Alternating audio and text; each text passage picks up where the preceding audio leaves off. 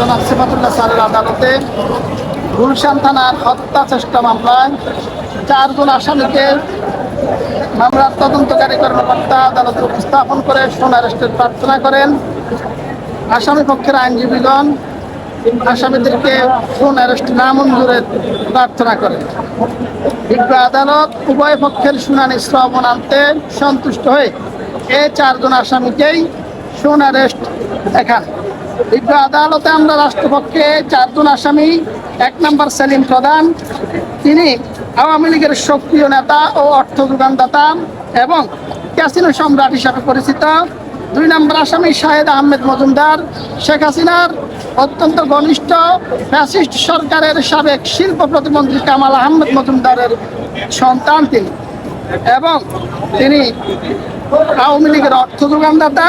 3 নম্বর আসামি আবু সাইদ স্বপন, তিনি সিরাজগঞ্জের উল্লাপাড়া উপজেলার চেয়ারম্যান এবং থানা আওয়ামী লীগের সেক্রেটারি।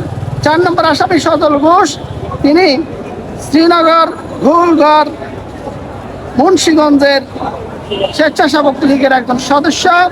এই 4 জন আসামিকে আমরা বিজ্ঞ আদালতে তাদের আজকের যে ভিকটিম নাজিম উদ্দিন হত্যা চেষ্টা মামলায় তাদের সম্পৃক্ততা থাকার কারণে মামলার তদন্ত তাদের নাম এসেছে বিধায় আমরা তাদের সোন অ্যারেস্টের প্রার্থনা করে বলি যে এই ঘটনাটি ঘটেছে 2024 সালের 19 জুলাই, সেই দিন শুক্রবার ছিল।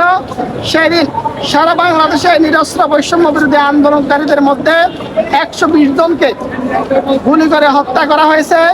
হাজার হাজার আন্দোলনকারীকে গুলিবিদ্ধ অবস্থায় ভঙ্গুত্ব এবং আহত করা হয়েছে।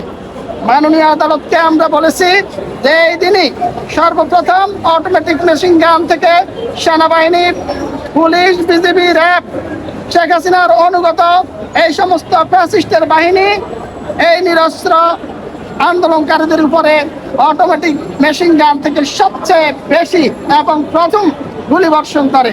এই ঘটনাটা জুলাই বিপ্লবের একটা হত্যা চেষ্টা মামলা হওয়ার কারণে এই আসামিদের এই ঘটনার সাথে সম্পৃক্ত থাকার কারণে আমরা রাষ্ট্রপক্ষে এই 4 জন আসামিকে সোন অ্যারেস্টের প্রার্থনা করলে বিজ্ঞ আদালত উভয় পক্ষের শুনানি শ্রবণ আনতে এই 4 জন ফ্যাসিস্ট আওয়ামী লীগের অন্যতম দোষর অর্থ যোগানদাতাকে অত্র মামলায় সোন অ্যারেস্টের প্রার্থনা মঞ্জুর করেন।